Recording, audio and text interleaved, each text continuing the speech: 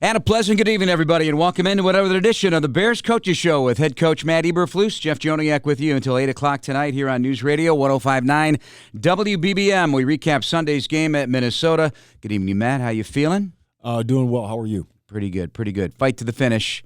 Dropped a tough one, 29-22 to the Vikings. Overall, what are your thoughts? Yeah, we were proud of the guys, for the way they fought in the second half and the way they executed in the second half for sure. And we really want to build upon this, and it was a good outing for the offense. The offense did a really nice job of, in the second half and really to end that first half of scoring that touchdown, coming out in the second half and scoring another touchdown. I know we didn't make the 2-point try there, but they scored on every drive in the second half, leading up, and who knows what would have happened in that last drive too. So we were excited about that for sure. The defense got going in the second half, They did a good job to set up that first half score with that stop, and then obviously played really well in the second half. And then we couldn't close the door in that last drive. The last drive we had 5 third downs, 3rd and 1, 2 third and 1s, a 3rd and 4, a 3rd and 5, and a 3rd and 8. We need to get off the field there and execute. So we got to close the door on them right there. So it's 21-3. They're moving down the field like a knife through butter kind of. What's going through your mind at that time? Yeah, it was just really about execution. It's about execution. It was about, just the rudiments of the game, keeping the cup on the ball, tackling, doing the basics. And, obviously getting off on 3rd down, that's always a big thing you have to have. We didn't get that done in the first half. So, those are just simple, basic things of football. Do you ever have uh-oh moments as a coach? I mean, I know you probably can't, but in your mind you're thinking, oh, my gosh, Justin Jefferson could have 25 catches today. Your mind starts playing tricks with you when you're watching a game like that because it seems like he's uncoverable type of thing, and it's 21-3 and it's early in the game. Yeah, sometimes you just say, hey, we're going to stick with the plan. Sometimes you got to say, hey, we're going to adjust it a little bit. We stuck with the plan a little bit there, and then we made some adjustments, as it went, and ended up being a little bit better, obviously, in the second half. So the idea with a guy like that, you got to pick your poison a little bit here, right? Because you don't want to beating him over the top and having these big plays that blow the stadium up, but then they could also bleed you a little bit if your quarterback you're trying to defend is getting rid of the ball quick and just pitch and catch, but you're tackling them and making them work a long field. Is that the case when you got a dynamic player like that and you have to give them different looks and all that too, but is that part of it? Yeah, you're also worried about the run game too. So you have to really focus on a couple of things there. But we have to do a better job to start for sure. There's no doubt about that. And we end up adjusting and doing a better job in the second half. Well, the one thing is the rookies. I know Kyler Gordon and Jalen Jones were top of the chart of tackles, and they had to tackle Justin Jefferson. They had to tackle these guys. But, boy, are they getting the experience. And I know you talk about this a lot about young players. They got to get their baptisms, and this is significant early in a season, isn't it? Yeah, and then, we thought that Gordon tackled well. Yeah. That's one of the things we've been working really hard on the last couple weeks, and he's been working hard on it with his coaches, and we thought he did a nice job. Had a couple, 2-3 really nice open field tackles. How about Jalen? What's his progress like? I know after the game, I read some quotes where he's identifying exactly what he did wrong, and he seems to be quite the studious player out of the SEC. He's had a lot of experience, obviously, but a lot of folks don't know a ton about him. But he's getting a ton of playing time, forced fumble on special teams as well. Yeah, and he's been doing well. He's been filling in for the other Jalen, of course, Yep. the last few weeks, and he's been doing well. There's a couple plays that he wish he had back from last night, but again, we're going to focus on the improvement of that and get that done this week. All right, so I kind of looked at it. You could look at the moon ball to Mooney as a big turning point in getting guys going. Okay, we got this thing going. But the first 36 plays, they were getting almost 8 yards of play, and then the next 38 plays, it was more manageable at 4 yards of play. And I thought that the pressure by Quinn when he had to turf the ball, and then I think 2 plays later, Justin Jones gets to him because, no quarterback likes pressure, but things started to change significantly from that point on in the game. Is that a good benchmark moment in the game for the way the defense and then how it just played out the rest of the 3 phases? I think, there's ebbs and flows to a game, certainly not like that, where, they have that many, it's not that tilted, but for sure there's always ebbs and flows of a game, and you have to be able to ride those out. And, that how do you do that? That's the cycle of the snap. You just play one snap at a time, turn the page, and move to the next one, and I thought our guys did a nice job. All right, let's talk Justin Fields and the offense. Great second half. Confidence was just oozing out. You could see it, 12 of 13 throwing the ball, but career best in quarterback rating and arguably the best drive of the season right there coming out of halftime. Yeah, I mean, it's just the pocket. One of the goals for us was to protect the quarterback and give him time. And when we give him time, he's very effective and he's very accurate. So we're excited about where that is, and he did a nice job executing that first drive. And then there's always the what ifs. Obviously, the penalty. You could say it's a little acting going on by Dantzler, but that's part of the game too, I guess. But as you look at that hit, was that a questionable one that took away the 53-yard touchdown run by Justin Fields? Because if it holds and it sticks, the place. That's a highlight reel play that's on every highlight show in America this morning. Yeah, that was a special run for sure, no doubt about it. And that highlights the kind of athlete that Justin is. And, in terms of the block, they're going to call some of those. Did he flop a little bit? I don't know. But sometimes, that happens. And it was an effort block by him, though. So, he was giving great effort on that play, and I don't fault him on it. I thought he used good technique. And, again, that's a judgment call by the officials. But we talk about the other play of note with Marset Smith, get out of bounds, flat out. Yeah, it's just that simple. It was a well-designed play. We had it right there. Again, you catch it, you put the ball in the outside arm, and just get what you can and get out of bounds. When the ball's outside the numbers, you get out of bounds. When it's inside the numbers, you get north, and get back on the ball. And those are just 2-minute mechanics, 101. Yeah, and the crazy thing about it, you can look at it. Well, I can, maybe you can't, but, hey, I appreciate the aggressiveness. Hey, I'm going to make a huge play here. I'm in my old building, but there's an intelligence of football that has to kick in there. No doubt. All right, let's talk more about David Montgomery's return. Good to see him back there, right out of the gate, the 30-yard, little smoke screen, boom, up the field, 30 yards. That's how he rolls. Yeah, he did a really good job in the passing game. Obviously, that play was excellent, and he's really good runner once he gets the ball in his hands, and he's very dynamic. He's a strong runner. He's got really good cutting ability. That's hard to defend, and we're excited to have him back. Nice pitch and catch right there. All right, we'll continue our discussion. Take a look at more about this Bears fight with the Vikings yesterday in Minnesota. Fields goes back in the gun, back to his right. Two receivers left, one to the right. Cushion across the board. Motion to Velus Jones. They toss it to him. Coming to the near side corner. 10, 5 to the pylon. Touchdown. He is in for the touchdown. On his first NFL offensive snap, Velus Jones Jr. in from 9.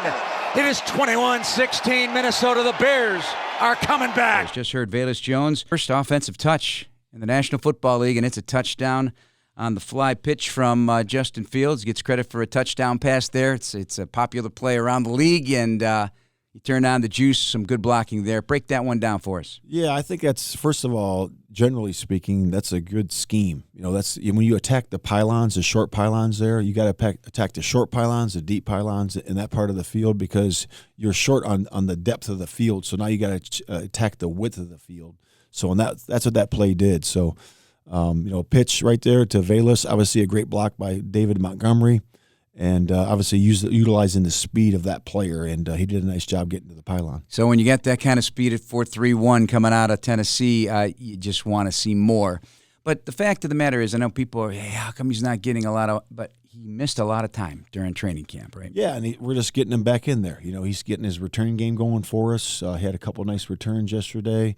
And we're just starting to feed him into the offense. So we'll see where it goes from here. Excellent weapon to work with right there. 47 plays. You get the 22 points. You could have had more, obviously, with the call back on the Justin Fields run. What's your wheelhouse for the offense in terms of, you're going to have a chance to get into that game plan a little bit deeper? Yeah, so I would just say more of the same. I think it's what we did yesterday was really good, and I think we're going to get more – options to have the quarterback on the edge of the offense, boots, keepers, throwbacks, all those things that we did and will continue to do to get Justin, not only in the pocket but also out of the pocket with the movement passes. So we're excited about where this is going.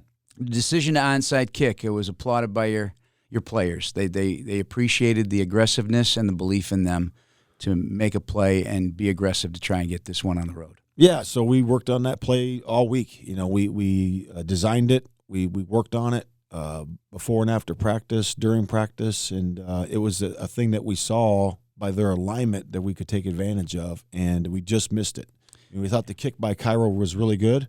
It was in a perfect location, and we just needed a better get off by a couple players there from the line of scrimmage from the kick, and we would have gotten it. So we were excited about that. And the one thing I told the defense, you know, right before we did it, I said, guys, we're going to run the onside. I said, hey, if we don't get this, there's a chance we don't get it, right? And there's a chance we do. But if we don't, I want you to rise up. I want you to rise up in sudden change and take care of business, force them to kick a field goal there if that's the case, or even punt. And that's what they did. They came out and they did a great job. I know they got one first down, and then we ended up blocking it, so and I think the ball was at the 48-yard line, okay, when they took over possession there. So it was really about the same. I think we lost maybe 7 yards difference of if we would have recovered that fumble. So it was really null and void there. Guys did a great job of stepping up in that sudden change moment, and the guys appreciated it. Matthew Adams came close to getting that one too. So yes, he did. Yeah, that was outstanding. But, the kind of plays like that for special teams, again, we talk about the run game and a special teams travels well. And this special teams unit with a lot of young players, they're making plays. I mean, you can go down the list. Again, Blackwell was a factor. And you talked about the Jalen Jones forced fumble, Cairo hitting 3 field goals, 250+. You got Velas. Is this coming together quicker on special teams maybe than you could have imagined? Yeah, I mean, all the people that I've always worked with and my mentors always said, if you want to be good at something, you got to give it time and you got to give it attention. And we've done that since day one. Special teams is not an afterthought here. It is a forethought. It is something that we believe in. We use it as a weapon, and we believe in giving it time and attention. And those guys in there are doing a nice job. Obviously, the specialists are doing a nice job, but the supporting cast of all those young players, of those guys making plays and really tackling well and keeping good leverage on the cover teams, and then giving great effort, sustaining blocks on the return team. So, and then we got Velas back, who's going to be a weapon for us as well. So we're excited where this is going for special teams, and it's going to be a weapon for us. Do you feel that kind of belief in them also, and just putting them out there, it's a natural confidence builder? If you're telling them, hey, if you do this, A plus B equals C, you're going to make plays, and you kind of feel it on that unit right now. Yeah, it just goes to our core foundation, about the effort and the intensity at which we want to play, and the stamina at which we want to play. And those guys are putting it out there, and they're giving great effort. They're playing with great intensity, and they're playing smart. So that's exactly what we want from our football team. I never looked back at who they gave credit for the block. I first thought it was Dominique Robinson, but then Kyler Gordon's flashing in there. So right. I at first they said it was Robinson, and then I see somebody who gets credit for the block. Let's give it to them both. All right. There you go. I like it. Yeah. That's an executive decision. Great effort by both players. Oh, yeah. And really good job. Yeah, great. From the size and then the speed of Gordon coming off the edge, that's a good combination indeed. Fields lifts his right foot, no snap yet. On the second one, it's back. Fields staring down, looking, launching, going for Mooney, underthrown, adjusted, and an incredible one-handed catch. Sucks it into his belly at the 11-yard line of Minnesota. Thought there was no chance he was going to catch that ball. Fields put it up there, and he makes the play on Sullivan, a one-handed leap. And what a beauty by Darnell Mooney. Great seats available to see your Chicago Bears this season at Soldier Field. Get your tickets at chicagobears.com/tickets. We'll take a look at Washington coming up here in moments as well. But I almost feel I saw somebody's still shot. Maybe it was one of the Bears content folks here.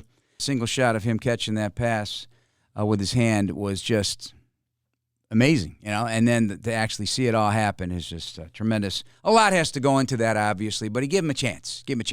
Yeah, I mean, it's great focus, and concentration by Mooney there. So it's really an amazing play, and that doesn't happen all the time. It's when it's so far out of your reach, you only can grab it with one hand, and he did a great job hauling that in. But credit goes to the offensive line, too, because that's a downfield play and a downfield throw, and they gave it, the protection was solid, and they gave him time to do it. Yeah, let's talk more about that offensive line and what it gave Justin Fields and his ability to operate in there. Yeah, it's a credit to the coaches. Simo, and Austin, they do a nice job with the offensive line. Their rules are simple and they're sound. The techniques are fundamentally sound there too, and then the protection was solid all day. We had a nice plan for the protection. They obviously had some really good rushers on the edge. They had 4 guys that could really blow and go on the outside, and for the most part, we did a nice job. Kindle Vildor. I thought he did some good things on Justin Jefferson. He was playing him a little tighter to the line of scrimmage, but he was, that guy was lining up in the slot, X, flanker, you name it, jet sweep, action, all that stuff. So it's hard to pinpoint where he's going to wind up, and then he gets the interception. What was the breakdown that one? Yeah, so that interception really was just a bootleg, and we were in cover 2, and he was hinging back to his landmark, and he was playing in between the over route and the flat route, and that's, every boot pass has that. And he just stole it, and he just looked inside, and there was the over route and took the pass. And nice catch and a decent return. Decent return. It's a wall return up the numbers. I thought on that one we passed a couple blocks up with the blockers, so we got to make sure we block first color on that. So we could have got a better return on that. So we'll get that correct. First color is just the jersey, right? That's it. That's it. That's how Devin Hester did it, by the way. He said he looked for color. That's it. And he went the other way. He made it simple that way. Good advice by one of the best returners in ball. So. Yeah, I always thought that was interesting. You talk about never passing up a mistake to correct a mistake or whatever. Right. Like those returns, and that's continuing the process of evaluation here. I mean, you want that ball in the end zone if at all possible. So that's not something you take lightly. It's all great. There's all happiness when you get the pick, but there's more to it than that. No, it's important because, we want to give our offense short fields. We always want to do that. We want to put them in field goal range or put them in touchdown range, or score on defense or special teams, and that's part of the game. That's why you use, it's complementary football. So we want to get that done, but there's details to it. Did you learn a little bit more about your team in terms of resiliency in this particular fashion? Because, it could have been really rough. Well, I would say no and yes. I would say no because I already know the character of the men in the room and what kind of team we have, the resilient team that we have, and the fight in our football team. But it's also good to show that, and show that, hey, you can come out of a hole like that as, fighting and executing together and playing complementary football. And now we just got to finish and doing the ordinary extraordinary. Finish to me is just doing ordinary extraordinary, just execution at the end of that game, okay, in the simplest form. We have a chance to win that.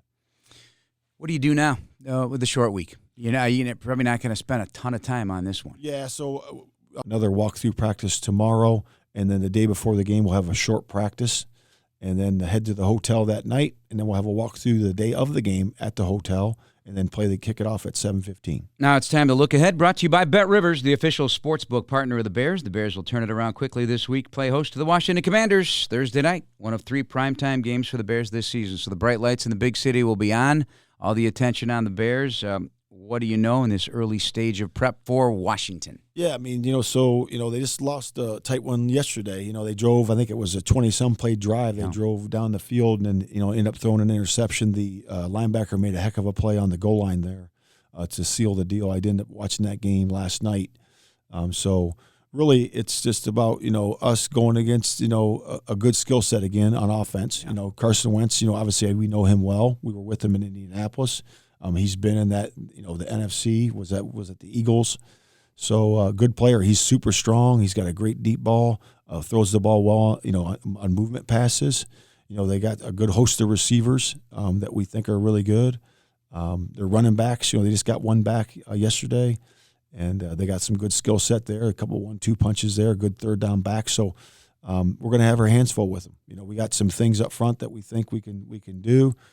Pressure-wise, front-wise, that we can change and adjust a little bit in this short week to take advantage of some things. But that's where it is for our defense, And then for our offense, this is a talented group, talented up front. They got first-rounders all across the board in the front line there, and it's going to be a big challenge for our offensive line in the run game and also the pass game. So we're excited about it to get going here. All right, well, good luck with your preparation on this short week. Appreciate it. Cousins on a play fake, bootleg near side, throws, and it is intercepted. Vildor steps in front, 35, left at the 40, and he's brought down from behind. The Bears have turned over the Vikings. Calling all Bears fans, get the ultimate VIP fan package with Chicago Bears VIP. Secure a game ticket and appearance from Bears legends and more by visiting chicagobearsvip.com. Welcome back to the Bears Coaches Show, but we don't have a coach for the rest of the show. Given the short week, Matt Eberflus off to game plan and get ready for the show against the Washington Commanders on Thursday night at Soldier Field, but we're joined by Trey Cozio, a Hinsdale product, co-player personnel director of the Chicago Bears, first year here. please tell me you grew up loving these Bears. Oh, absolutely. Absolutely. Yeah, and what a thrill, right, to be in this building, in this role now? It's really special. It's really special, growing up and how passionate the fan base is. I understand it because I was one of those kids, watching the Bears on Sunday mornings, Sunday afternoons with my dad, and come from a big Bears family. So it's great to be here. And the funny thing about this in these positions, I hear people all the time, oh, my God, I think it'd be so cool to be in the personnel department, draft scout, because they all love the draft. They all love fantasy football. But, boy, these chairs, man, these are very hard to get, number one, and there's a lot of pressure, isn't there, to do these things. Yeah, and you know what? I mean, we're really fortunate, really grateful to have the position and all that.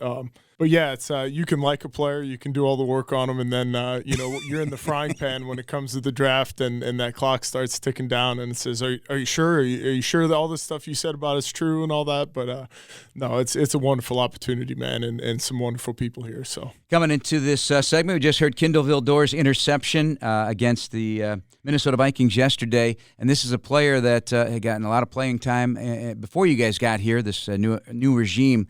But what an assignment yesterday for the entire secondary to deal with one of the premier receivers in football in just a few years in the league making his mark. But Kendall Vildor been getting some good action, good football play.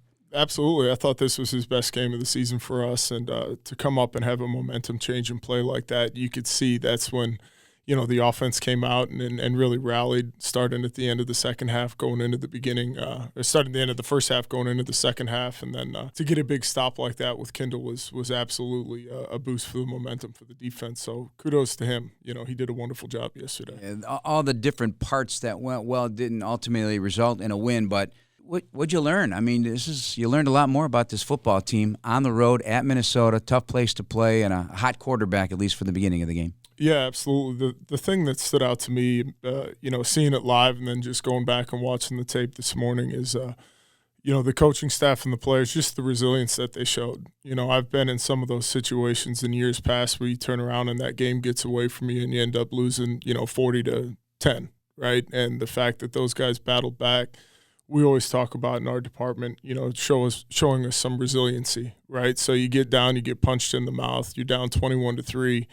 You battle back. There's no quit in those players or those staff, right? So, yeah, at the end of the day, we fell just a little bit short of where we wanted to be, but it's, being able to overcome, those hard times and some of those bad plays in the course of the game, right, and showing that fight. And I think that this team and this coaching staff has showed that, through the first 5 weeks of the season. That's all we can ask for. You can't go by ifs, but if the 53-yard run by Justin Fields is foul-free, I mean, this is a headline day for Justin Fields. I mean, he had a terrific day in the pocket. The pocket awareness showed. He ejected when he needed to, picked up some good plays. The moon ball to Mooney, I like to call that the moon ball. But, you put that on tape, and, wow, you're talking a big day for number one. It was an excellent game for him. It was the best game that I've seen him play since I've been here, and that's what you want to see. I know that the start offensively wasn't exactly how people, how we drew it up, but that's what we talk about with that resiliency. And then he making plays from the pocket, and with his arm, and everybody knows that he's an explosive playmaker running with the football. But I thought yesterday, finding those receivers, making some big-time throws, in addition to using his legs. And that's what gives defensive coordinators fits is, all of a sudden you become a complete player, and it's hard to stop. They hand up Montgomery, blasting up the middle. Montgomery spinning into the end zone for the touchdown. Touchdown Bears! Right down the middle of Minneapolis. That was a 9-yard touchdown run of the second quarter by running back David Montgomery. Good to get him back and rolling. Back with you on the Bears Coaches Show with Bears co-player personnel director Trey Koziel. And good to have David back. I mean, we know how violent of a runner he is and what he means to this team. Yeah, absolutely. Anytime you can get an explosive play, whether it's with him running the ball, catching the ball out of the backfield, it really gets the offensive momentum going. And having him back, it adds that rugged element to our offense. I thought Khalil did a wonderful job filling in, when David was out. But having both those guys gives us really, really important weapons and a foundation to build on. Let's talk about these young guys because it's fun to watch young players develop and get that juice going. And I think of guys like Josh Blackwell on special teams. I think Avelis excited about his touchdown, but Jalen Jones is getting a ton. Kyler Gordon. You can go down the list. There's so many on special teams. You guys have embraced this with young players. Sometimes that's hard to do, but you got a coaching staff that also embraces it. Is blend very well with that in that regard. And are these young players developing at a rate that you're pleased with? Absolutely. I think that going into this year, we knew that we would have a pretty young core. We've got a group of established veterans that I think are setting the tone for those guys. And got to give a lot of credit to the coaching staff, too, because it's not an easy thing for them to come in with, a room full of 22 and 23-year-olds. But they've done a great job, and those guys are teachable. They're coachable, and the one thing that I give them credit for is they're going to give you everything they got all the time. The effort out there you see, and a perfect example of that is, Dom Robinson coming in and giving us that extra effort to block that field goal.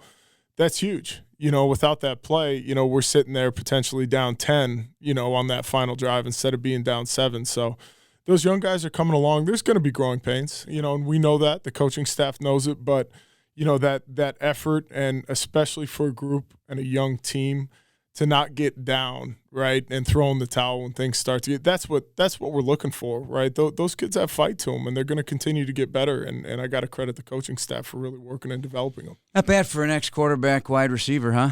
Not bad at all. Wow. Not bad at all. Pass rusher, now he's blocking kicks, and he was, in that – I guess they all kind of put it the NASCAR package going inside – rushing the passer with Justin Jones on the inside. I like that, too, because of his height. He can cloud the vision of a quarterback with his height. Absolutely. And, he's got a relentless motor at some of those plays, too, not only rushing the passer, but, I think that, that defensive staff and with the hits philosophy that they preach, just run into the football. Some of those effort plays that may not show up on the stat sheet as much, but chasing stuff down from the backside and creating disruption.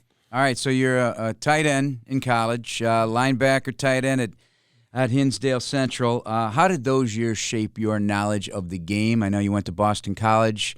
Unfortunately, some injuries kind of sidetracked you, though. Yeah, I think, just from a playing experience, it's not a prerequisite to do what we do, but it helps to give you a head start and just kind of a knowledge of the game. I know – Jeff and I have joked around about it. Jeff King, by the way. Jeff King. Same position, right? Yeah, absolutely. We've joked around about it, whereas, just playing tight end, having an understanding of what's being asked, not only in the pass game, but also in the run game. They put a lot on your plate mentally there with understanding pass protections, route running. In addition to the run game stuff, it forced me to be a student of the game, sometimes learning at the speed of pain, with some of that stuff. But it helped me to understand an appreciation for watching tape, which, I'm glad it did because that's pretty much what we do most of the time now. So, did you always like watching tape? Because some guys, they don't love it. They got to learn how to do it, and they got to embrace it. I think you hit the nail on the head. You have to learn how to do it, and I think, unfortunately, it's one of those things that you learn later on in your career with a lot of the little tips that you can see. And that's part of the natural maturation process, I think, for any player is understanding how much it can help you. It was something that, it's like they always say, if I would have known then what I know now, it would have been maybe a little bit different story. But, it's a critical aspect for any young player. What was your highlight at Hinsdale Central in your career? Oh, shoot. I would say it was that state semifinal game, but we lost. But, I think the people that and the relationships that I had with a lot of those guys, we had a lot of really good players on that team, and one of them, Brian Griffin, is now the head coach there. So it was neat to go back and get to say hi to him. I hadn't seen him in probably 15, 20 years, but I'd say the relationships and those memories, getting a chance to play for your hometown. Who beat you in that game? Lockport. Lockport beat us, and it was funny. That was, I think that was the only game that we lost at home, in my time at Hinsdale. We lost them on the road my junior year, but it was a special time, man. Some special. It probably still bugs you. It's crazy. It's crazy, and kudos to them. They were a good team, but it's still one of those things that sticks in the back of your mind after all these years, of course. Welcome back to the Bears Coaches Show. We're with Trey Koziol, a Hinsdale native and Bears co-player personnel director of the Chicago Bears. You played at Boston College. You played with Ryan Poles. So how did that connection foster over time to get you guys together, not only in KC but here? Yeah, Polsey and I both came in as in the same class as freshmen back in the fall of 2003. So it's been almost, I guess that's 19 years now. Wow. But I remember the first thing he ever said to me. I was a tight end. He was playing tackle for us at the time, and he goes, "Oh, I guess we're going to be working together a lot, you know." And who'd have known that 20 years later that would definitely be the case? But wonderful guy. He and I hit it off, on the field and off the field as well. So it's been a pleasure to work with him, and really proud of all that he's been able to accomplish. These jobs are not instant soup or instant coffee that you just pour some water in and boom, you get here. This has been a journey for you, hasn't it? You've had a ton of different positions, most of the time with one organization in Kansas City. But how would you just in general characterize your journey to where you are right now, and what do you hope for? I think I've been really fortunate. I think a lot of it's kind of been right place, right time, with just taking advantage of the opportunities that have been placed in front of me. Started off as a grad assistant at BC, and then had an opportunity to work as a scouting intern with the Tennessee Titans back in 2008, and that translated into a pro job, and then from there, it's funny, one quick story. It was, ended up when Ryan had their first son, Mason, I was just calling to see how he and his wife and Mason were doing and say congratulations. And next thing I know, he says, "Hey, we might have a college job open here in Kansas City," and so just from calling to check on him and say congratulations, it ended up into a college job with KC. So and you get a Super Bowl, right? What did that mean to you? It was special. Yeah. It's kind of surreal. Yeah. You put in all that hard work, both on the field and off the field, and a lot of what we do is kind of behind the scenes, but to see it all come to fruition on the field is a really special feeling, and getting a chance to have my parents there for the game too, and all that, and a lot of the people that really supported me throughout the years, it's special for them too. What's going on right now with the scouting world? Because, pre-COVID, there's a lot more access, I would imagine. That changed during COVID. Is access to campuses for your college scouts the same, or are there adjustments now how they go about doing their jobs? I think we're starting to get back to where we were pre-COVID in terms of the access and the availability on campus. One of the things that was positive to come out is some of the schools are starting to use Zoom as a platform to give us access to some of the coaches and holding information and background sessions for some of the players. So that's carried through. For a while we weren't on campus and we were relying on those Zooms to get our interactions with the staff members there. But that's been one of the positives, like in all walks of life, where people are starting to embrace that technology as an added bonus, that we can use now. How critical is it that this staff, coaching staff, and what you guys are trying to find them in terms of talent, even in an emergency situation like Michael Badgley, that the communication is such that you guys really know what they need and how to find it? Do you get the sense that that's the case here? Absolutely, and it comes down to communication, right? We get together and we try to spend as much time as we can with the coaching staff. Obviously, we're connected at the hip with everything that we do, and it doesn't do us any good to bring in somebody that we want that they don't like. So we're in constant communication with those guys. Hey, here's 3 or 4 guys that we're looking at. Take a look at them. Who do you like out of this group? And working together, and it starts with the relationship that Coach Flus and Ryan have, and then it builds down with all of us. And it's important as we get to know each other that we're on the same page, because that's how these things, come to succeed is really working together, and it's not us versus them, it's us together with what can help us. They sound like tough graders as coaches when they put the tape on. Are you guys tough graders? I mean, I'm assuming you have to be. Are you surprised how tough they are? Well, I think we're in the process of setting a standard for what we want to build here. And so, you have a window to set that standard in year one, right, of what's acceptable and what you're looking for from the players. And I think for us, it's as we get to know the staff better, it's understanding, what is going to work in each individual position room with the personalities, with the expectations. And so it's a learning process for us, and the more time we spend together, the more we're going to have a better understanding of the specific traits that are going to allow those kids to succeed in each position room that we place them in. You got a young quarterback here in Justin Fields. You helped get one there in Kansas City and Patrick Mahomes. What did you learn from drafting, developing, and growing Patrick that can be applied here? You have to have patience, with any young player. I think that, we're in a what have you done for me lately society. And I think that especially with social media and the access that the fans have to everything that goes on, those guys can get put under a microscope really quick. And it takes some time. I know with Patrick, he didn't play that first year. He had time to kind of go through some of those growing pains, not underneath the microscope, where some of those mistakes were in practice where, he wouldn't get criticized for it. I think that the coaching staff has done a wonderful job. I know in KC, Coach did a really good job of working to Patrick's strengths, right? Identifying where the player's strengths are, where his comfort level is. And I think Luke's done a great job with that with Justin, and will continue to do it. But I think patience is the key, because it's easy to make these snap judgments and snap decisions. But, you saw it over the course of the game, even in Minnesota. Maybe it's a rocky start, and then, hey, he turns around and puts some really good things on tape. Is it a requirement to work for Ryan Poles that you all be like 6'4", 6'5"? You got Poles, Jeff King, and then Ian Cunningham. And you got to have a hell of a basketball team. Oh, shoot. Well, yeah. Well, I think Jeff's a cut above the rest of us in terms of the basketball. I mean, playing in the ACC and all that. But it's been fun. I mean, it's kind of cool to think that the four of us with Ian and Ryan and Jeff and myself all were playing in the ACC around the same time. And so it's a lot of shared experiences there. But, like they always joke around with Ryan and Ian and playing offensive line and tight end, it's being able to be selfless and work for the team, because a lot of the stuff that, Jeff was a little bit more talented than the rest of us, obviously with a nice NFL career under his belt. But, just being able to do the dirty work and be there for your teammate and has really kind of helped us gel as a staff, and understanding that it's not always going to be glamorous. So, well, I appreciate your time. I know you got a lot of work to do as well. And thanks for pinch hitting for Coach here for the final